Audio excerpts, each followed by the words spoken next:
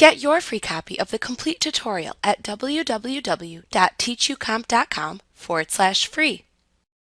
The Convert to Black and White tool lets you manually adjust the details of converting a color image to black and white. You can select from several preset styles or use sliders to manually adjust the red, green, and blue color channels and the overall contrast.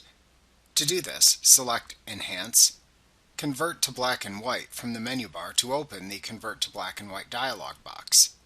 The before and after preview images at the top of the dialog box let you preview the changes that you make here. You can select a black and white preset style by clicking one shown in the Select a Style list in the lower left corner.